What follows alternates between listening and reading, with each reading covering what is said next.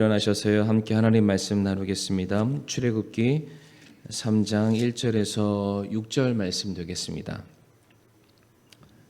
출애굽기 3장 1절에서 6절 말씀 한 절씩 교독하겠습니다. 이제 모세는 자기 장인 곧 미디안의 제사장 이드로의 양떼를 지키더라. 그가 그 떼를 사막의 뒤편으로 인도하여 하나님의 산 곧 호렙의 이름에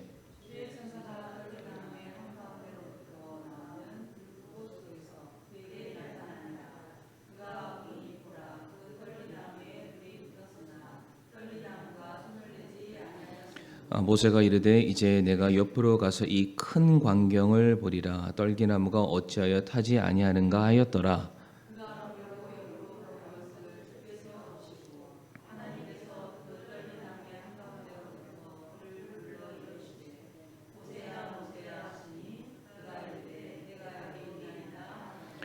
그분께서 이르시되 여기로 가까이 오지 말라. 내가 선 곳은 거룩한 땅이니 내 발에서 신을 벗으라 하시고 또 이르시되 나는 내 아버지의 하나님 곧 아브라함의 하나님 이삭의 하나님 야곱의 하나님이라 하시니라. 모세가 하나님 뵙기를 두려워하였으므로 자기 얼굴을 숨기니라. 아멘. 아버지 하나님 감사합니다. 오늘도 복된 주의 날을 맞이하여서 사랑하는 성도들 하나님을 예배하고 찬양하기 위해서 또한 하나님의 말씀을 듣기 위해서 아버지 또 이 자리에 모였습니다. 오늘 드려지는 모든 예배 주님께서 기뻐 받아주시고 참 예배를 드리는 저희들에게 있어서도 좀 준비된 마음 그리고 하나님의 말씀에 순종하고자 하는 그런 귀한 마음을 우리들에게 허락하여 주시옵소서. 예배의 시정을 온전히 주님께 의탁드리오며 예수님 이름으로 기도를 드립니다. 아멘. 자리에 앉겠습니다. 오늘은 출애굽기 3장 1절에서 6절 말씀 통해서 익숙함과 편안함을 넘어서라 라는 제목으로 말씀을 나누도록 하겠습니다. 먼저 베드로후서 3장 18절 말씀을 좀 제가 읽기를 원하는데요. 오직 은혜 안에서 자라고 우리 주 곧 구원자 예수 그리스도를 아는 것에서 자라라. 그분께 영광이 이제와 영원토록 있기를 원하노라 라고 되어 있습니다. 이 말씀의 포인트는 성장입니다. 성장. 예수 그리스도를 생명으로 받아들인 성도에게 있어서 그들의 구원이 진짜인지 가짜인지를 확인할 수 있는 분명한 증거가 있는데 그가 자라나고 있는가, 그가 성장하고 있는가를 통해서 우리는 그 사람 안에 진짜 생명이 있는지 없는지 생명의 유무를 알 수가 있습니다. 당연히 그 안에 생명이 있다면 그 사람은 자라날 수밖에 없고요. 성장하게 되고 반드시 열매를 맺는 삶으로 귀결이 될 수밖에 없습니다. 그러나 중요한 것은 이 신앙의 성장과 믿음이 깊어지는 것은 이게 자동적으로 주어지는 것이 아니라는 것이죠. 요한복음 15장 말씀 보게 되면은 가지가 나무 안에 거하지 아니하면 자라지 못하고 열매를 맺지 못한다라는 그 말씀처럼 성도가 성장하고 열매를 맺으려면 방금 전 봤던 베드로후서 3장 18절 말씀에 우리가 은혜 안에 거해야만 하고요. 또 예수를 아는 것을 힘써야만 합니다. 그러니까 거하는 것과 아는 것, 그러니까 무엇인가 우리들의 행동이 뒷받침된다는 것을 알 수가 있죠. 구원을 받음에 있어서는 행위가 필요 없지만 구원받고 난 그 이후에는 우리는 하나님의 말씀에 순종하는 행함이 반드시 나타나야만 합니다. 우리가 그렇게 할 때 예수님을 닮아가는 자들로 성장해 나아갈 수가 있는데 이와 같은 믿음의 성장에 있어서 그 첫 번째 아주 그 첫 단계라고 말씀드릴 수 있는 것이 우리가 말씀을 듣는 자세, 태도다라고 말씀을 드릴 수가 있습니다. 믿음은 들음에서 난다라고 성경은 말하고 있잖아요. 그러니까 믿음은 듣는 것에서부터 시작을 합니다. 우리가 어떻게 듣느냐, 어떠한 자세로 듣느냐, 어떠한 태도로 듣느냐를 통해서 우리의 믿음은 자라나게 될 텐데 오늘 본문 말씀이 아주 우리에게 정확하게 이 부분, 말씀을 어떻게 듣는지에 대해서 우리에게 잘 말씀해 주고 있는데 오늘의 이 사건과 이 말씀을 기점으로 한낱 목동에 지나지 않았던 모세가 한 민족의 지도자로 새롭게 탈바꿈하는 성장하는 자라나는 놀라운 기점이 된다라는 것이죠. 자, 그러면은 우리가 어떻게 우리들의 믿음의 성장이 자라날 수 있을까? 첫 번째로 오늘 설교 제목에도 나와 있는데요. 우리는 익숙함에서 넘어서야 우리들의 믿음이 자라날 수가 있습니다. 오늘 본문 2절과 3절 말씀을 이제 화면에 띄워 주시기를 바라고요. 우리가 말씀을 읽었기 때문에 따로 읽지는 않겠습니다만은 이 말씀 보시게 되면은 당시 양을 치던 모세가 호렙산 부근에 이르게 되었을 때 그가 이상한 광경을 목격을 하게 됩니다. 떨기나무가 있었는데 그 나무에 불이 붙었습니다. 그러나 그 불붙은 떨기나무가 타 들어가지 않는 이상한 상황을 목격했던 모세가 그것을 조금 더 예의주시하기 위해서 옆으로 돌아가서 그 나무를 보았다라고 성경은 말하고 있죠. 3절 말씀에 내가 옆으로 가서라고 되어 있는데 이것을 원어적인 의미로 살펴보니까 원래 가던 길에서 조금 비껴나가서 다른 길로 가다라는 뜻입니다. 이것을 조금 더 이해하기 쉽게 설명을 드리게 되면은 원래는 늘상 보던 것이었는데 이제는 그것을 그냥 훑어보는 것이 아니라 무엇인가 내가 자세히 주목하면서 보기 시작했더라라는 뜻이 옆으로 가서 보다라는 뜻입니다. 실제로 이 뜨거운 사막의 열기 가운데 나무들이 자연적으로 발화되는 경우들이 간혹 있다고 합니다. 제가 유튜브를 보니까 그런 여러 가지 기이한 현상들을 얼마든지 영상을 통해서도 확인해 볼 수가 있었습니다. 그러니까 이 광야 한복판에서 떨기나무가 불타는 일들은 너무나도 흔한 일입니다. 사진 하나 보여드리기를 원하는데 제 기준으로 오른쪽에 있는 게 이제 떨기 나무입니다. 물론 이제 수목에 따라서 더 풍성한 것도 있고 작은 것도 있지만은 대부분 이러한 모양을 갖고 있는데 지금 저곳이 옆에 있는 왼쪽에 있는 산이 호렙산이라고 불리는 그 산의 한 부분을 보여주고 있습니다. 자, 떨기 나무에 불이 붙었습니다. 대단한 일이 일어날까요? 그냥 잠깐 불이 붙었으면은 그냥 불이 막 붙었다가 그냥 소실되면은 끝입니다. 울창한 살림이 아니죠. 불이 난다고 해서 커다란 산불이 일어나는 일들이 아니고 얼마든지 흔하디 흔한 현상으로서 그냥 모세가 보고 그냥 얼마든지 지나칠 수 있는 그런 상황이었습니다. 그런데 모세가 이 일에 조금 더 주목했다라고 성경은 말하죠. 왜냐하면 불이 꺼지지 않았기 때문이다라고 말합니다. 장작도 아니고요. 가느다란 가지들로 구성된 이 떨기나무는 이 덤불나무과에 속하게 되는데 불이 붙는다고 해도 순식간에 사그라든다라고 되어 있습니다. 그런데 오늘 2절 말씀 보게 되면은 2절 상반절에 떨기나무의 한 가운데서 불꽃이 일어나기는 했는데 그 불이 그 나무 한 가운데는 있기는 하나 그 불이 나무를 소멸시키지는 못했다. 불과 나무가 함께 공존하지만 마치 따로 있는 것 같은 그런 기이한 현상들이 일어나고 있었던 것이죠.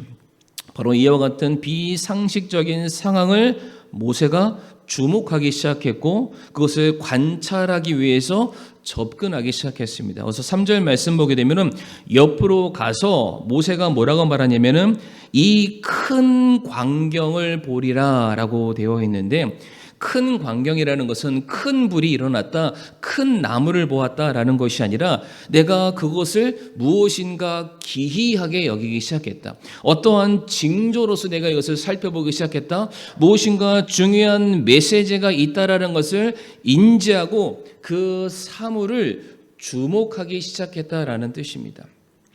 그래서 4절 말씀에 뭐라고 되어 있습니까? 그가 보려고 옆으로 가는 것을 주께서 보시고 하나님께서 그 떨기나무의 한 가운데로부터 그를 불러 이르시되 모세야 모세야 하시니 그가 이르되 내가 여기 있나이다 하거늘 이라고 되어 있습니다. 모세가 얼마든지 지나칠 수 있는 상황이었지만은 그 상황에서 일어나는 상태를 주목하여 바라보기 시작했을 때 바로 거기서부터 모세를 향한 하나님의 음성과 말씀, 계획이 시작이 된 것입니다.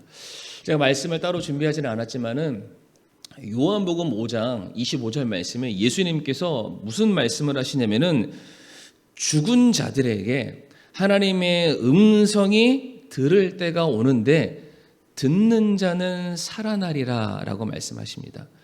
성도님, 여기서 죽은 자는 누구를 말하냐면 시체를 향해서 말하는 것이 아닙니다. 지금 요한복음 5장에서 예수님께서는 바리새인이나 사두개인이나 아니면 종교 지도자들과 같이 스스로 나는 종교인이다, 성경에 대해서 잘 아는 사람이다, 누구보다 선하다, 의롭다라고 주장하는 사람들을 향해서 주님이 일가를 하시는 거예요. 죽은 자들에게 하나님의 음성이 들리는 그때가 올 텐데 그 음성을 듣는 자는 살아나리라. 내가 죽은 자라는 것을 깨닫는 자들에게만 말씀이 들린다라는 겁니다. 다시 말해서 내게 생명이 필요함을 인지하고 나를 살리는 자가 누구인지를 찾는 자들에게는 그 말씀이 들려서 생명의 말씀이 그와 연합이 됐을 때 그가 살아나는 산 생명이 될 것을 말씀을 하고 계세요. 다시 말해서 말씀을 듣기를 원하는 자, 말씀을 주목하는 자들에게는 말씀이 보이게 될 것이고 말씀이 들리게 될 것이고 말씀이 역사하게 될 것이다 라고 말씀하고 계세요. 히브리서 4장 12절 말씀에 우리가 잘 아는 말씀이죠.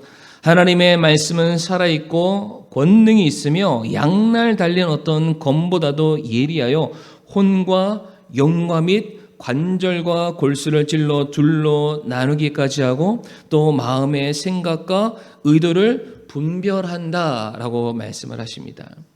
너무 잘 아는 말씀이죠. 말씀의 위력, 말씀의 파워가 어떠한 것인지를 우리는 너무나도 잘 알고 있습니다. 그런데 이와 같은 말씀의 능력은 그냥 우리가 옆에 둔다고 해서 그냥 바라본다고 해서 이 모든 능력들이 내 것이 되는 것은 절대로 아니라는 것이죠. 정말로 양날 달린 칼과 같은 주님의 능력의 말씀이 내 안에 들어오게 되었을 때에 내 마음을 찌르고 내가 무죄했던 나를 가르치고 나를 새롭게 하시려는 마치 내 마음에 불 붙는 듯한 감동과 열정을 내게 허락하셨을 때에 그것을 그냥 지나치면 안 된다라는 겁니다. 그 말씀이 내게 무엇을 가르치고자 하시는지, 나를 어떠한 길로 인도하시고자 하는지 우리가 주목할 때 그 말씀이 내 것이 될 수 있다는 것이죠. 사도행전 17장 11절 말씀 같이 한번 읽어보실까요? 시작. 이들은 데살로니가에 있는 자들보다 더 고귀하여 온전히 준비된 마음으로 말씀을 받아들이고 그것들이 그러한가 하여 날마다 성경 기록들을 탐구함으로 라고 되어 있어요. 말씀을 탐구했던, 말씀을 연구했던 베레아 교회의 성도들을 향해서 성경에 뭐라고 말하냐면은 그들이 고귀하다라고 말합니다. 그리고 그들이 온전하다라고 말을 합니다. 그런데 지금 누구와 누구를 비교하고 있습니까? 너희가 데살로니가에 있는 성도들보다 더 고귀하다라고 말을 하고 있습니다. 그런데 성도님들 실질적으로 데살로니가 도시는 대도시입니다. 그리고 베레아는 지방의 소도시입니다.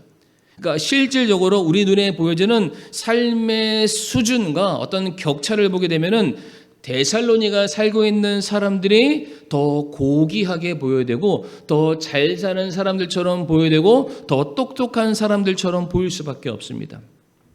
그럼에도 불구하고 성경은 뭐라고 말하냐면 아니다. 베레아에 살고 있는 성도들이 더 고귀하다. 더 수준이 있다. 더 완전한 사람들이다 라고 말하는데 무엇을 말합니까? 그들이 하나님의 말씀을 받는 그 자세, 말씀을 받는 태도가 그들과 달랐다라는 겁니다. 베레아 교회 성도들의 경우에는 습관적으로 말씀을 들었던 사람들이 아니라는 것입니다. 그냥 자기가 알고 있는 어떤 고정관념에 사로잡혀 있던 그 사람들이 아니라 말씀에 대해서 더 열린 마음을 가지고 있었다라는 거예요. 말씀에 대해서 수긍하려는 마음을 갖고 있는 거죠. 아, 그 말씀은 알고 있는 말씀이야. 그냥 내 귓등을 스쳐 지나가는 말씀으로 듣는 것이 아니라 오늘 내게 하나님께서 어떠한 말씀을 주시는가 순종하고자 하는 그런 간절한 마음, 죽은 자들에게 하나님의 음성이 들리는 그때가 올 텐데 듣는 자는 살아난다라는 그 말씀처럼 베레아 교회의 성도들은 그 말씀이 진짜 살아있는 말씀인지 정말로 간절함으로 살펴봤다라는 것이죠. 그러니까 하나님 보시기에 누가 더 고귀하고 누가 더 격식 있고 누가 더 유식한 자다라고 말씀드릴 수 있을까요? 세상적인 지식에 많고 적음이 아니라 하나님을 아는 지식의 유무가 고귀함의 차이를 두고 있었다라고 성경은 말하고 있습니다. 특별히 이 방금 전에 봤었던 사도행전 17장 11절 말씀에 탐구하다라고 되어 있잖아요. 이 말의 의미가 헬라어로는 아나크리노라고 되어 있는데 이것은 말씀을 받아들이는 또 하나의 자세를 의미한다고 합니다. 다시 말해서 나와 상관없는 그런 메시지가 아니라 오늘 내게 주시는 말씀, 내가 반드시 소화해내야 되는 그런 말씀, 내가 반드시 지켜야 될 말씀, 정말로 나를 위한 말씀으로 그들이 받아들이고 살아가려고 노력했다라는 것이죠. 결국 그것이 그들의 믿음을 남들보다 더 험불, 고귀하게 만들었다라고 말하고 있습니다.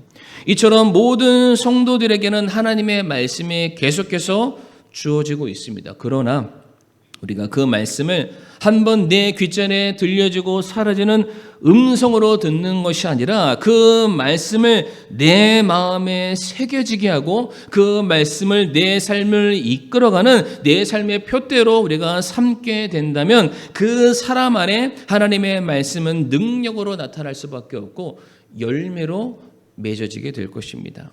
그래서 데살로니가전서 2장 13절 말씀, 이러한 까닭에 우리가 또한 하나님께 끊임없이 감사를 드림은 너희가 우리에게서 들은 하나님의 말씀을 받을 때에 그것을 사람의 말로 받지 아니하고 하나님의 말씀으로 받았기 때문이니 진실로 그러하도다. 같이 읽겠습니다.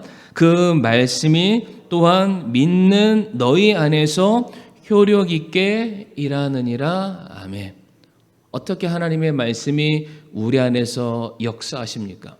내가 그 말씀을 일반적인 사람의 말이 아니라 늘상 듣는 이야기, 익숙한 이야기가 아니라 오늘 내 삶에 나를 이끌어가고 내게 생명 주시고 내게 힘 주시는 하나님의 생명의 말씀으로 내가 받아들이기 시작했을 때 그 말씀이 우리 안에서 효력 있게 역사하기 시작할 것이고 그 말씀을 받아들인 모세는 이제는 목동에서 지도자로서 그의 삶이 놀랍게 변화됐다라는 것을 주목하시기를 바라겠습니다.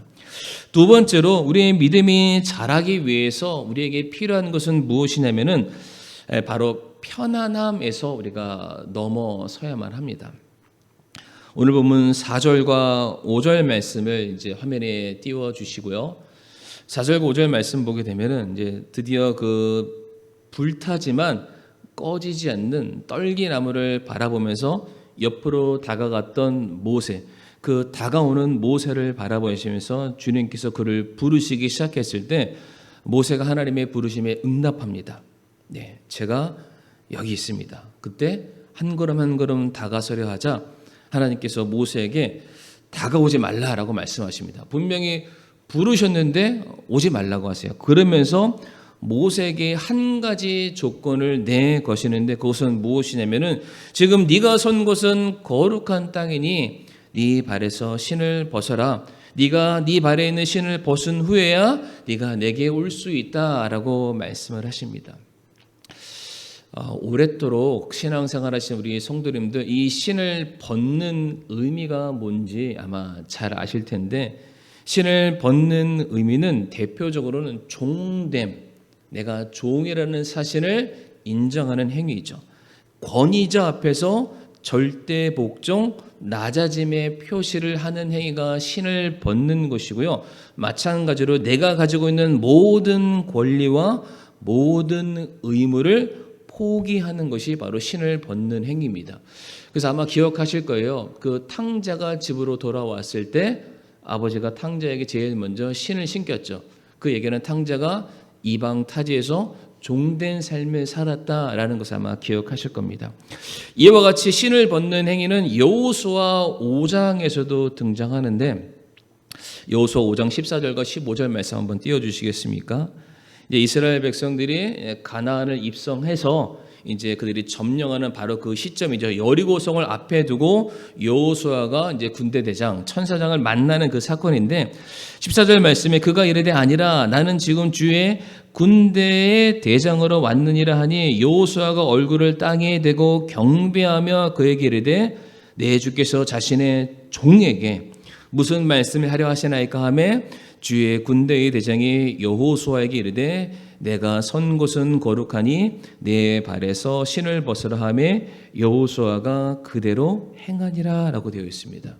그러니까 신을 벗는 사람은 뭘 스스로 인정합니까? 자신의 종됨을 인정한다는 것이죠.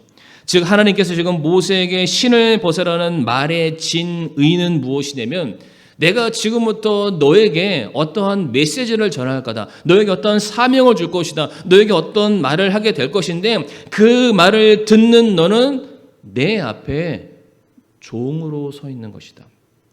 그거를 기억하라라는 것이죠. 너는 종이기 때문에 너에게 주어진 모든 일에 대해서는 할 수 있는데요, 할 수 없는데 이런 것이 아니라 오직 순종함으로 따라야 할 책임이 너에게 있다는 것을 기억해라.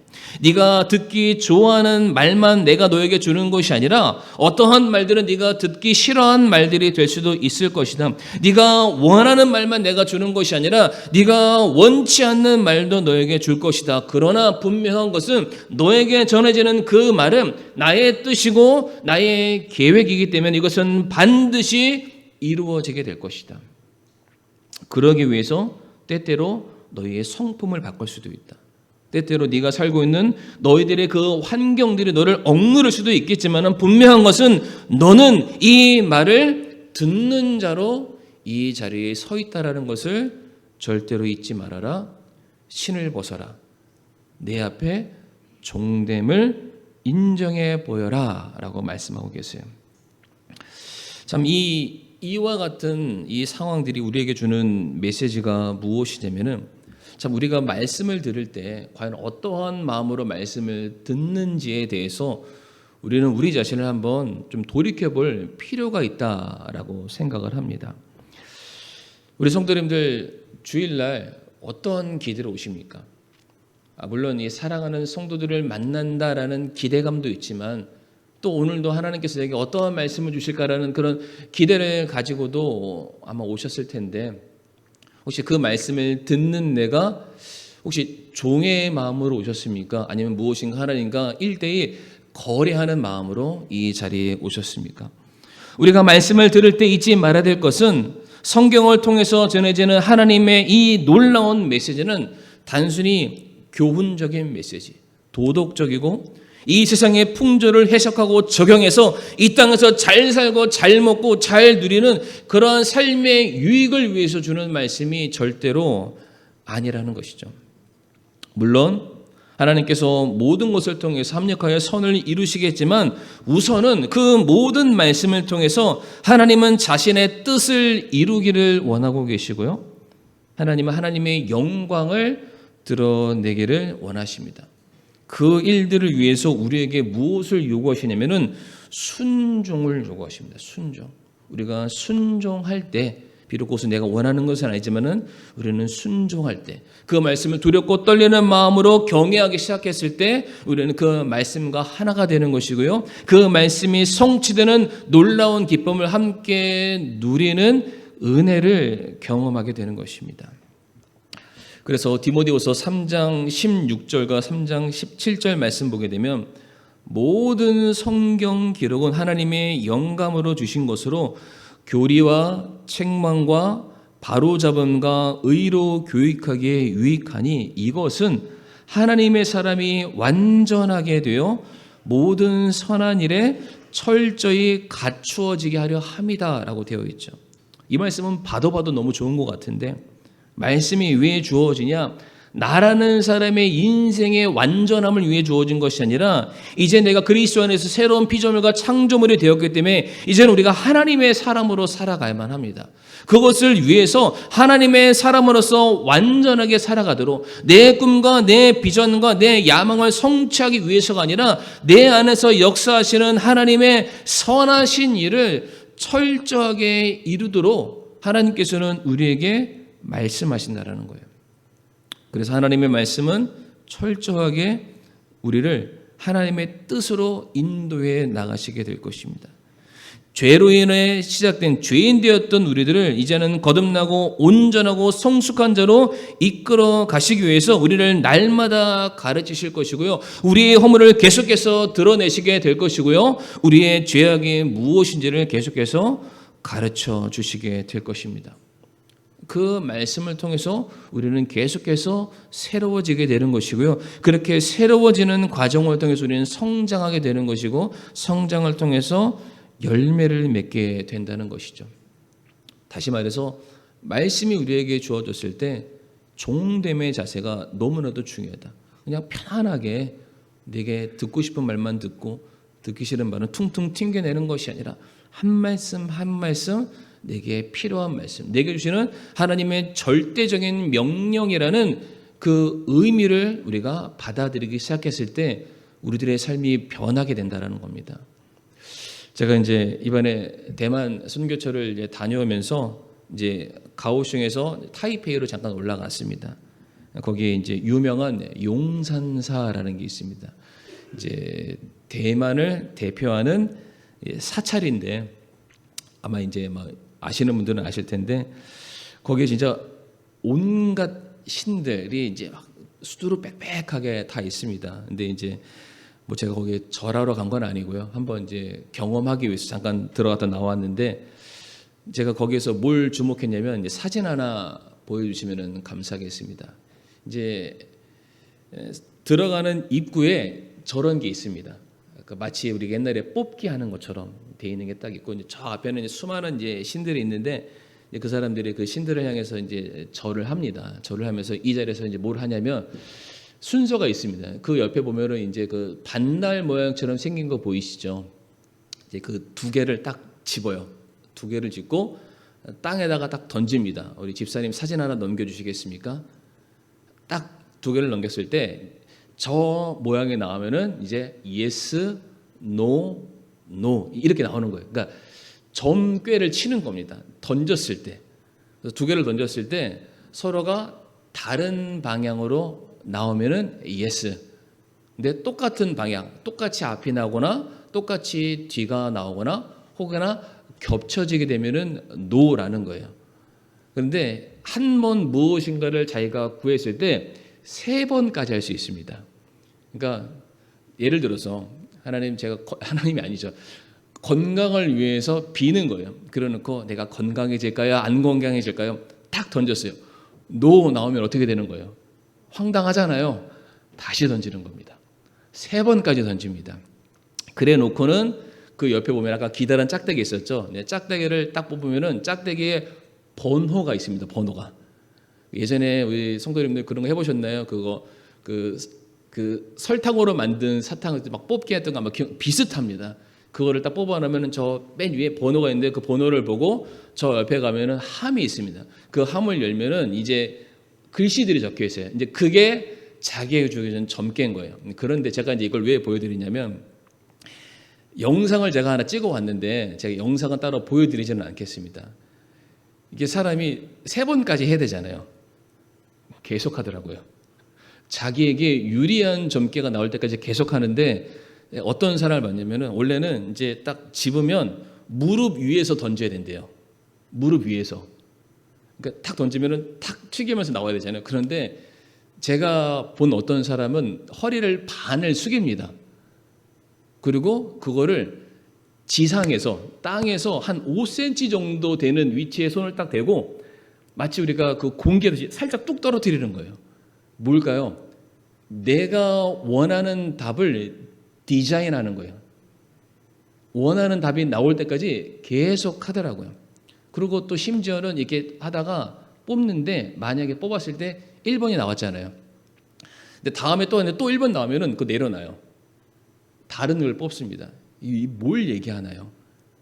그러니까 사람이 신에게 무엇인가 뜻을 구하는데 그 구하는 행위가 그 뜻을 종된 마음으로 받아들이는 것이 아니라 주인된 마음으로 내가 원하는 것을 말할 때까지 내 의지와 내 결단을 꺾지 않겠다라는 거예요.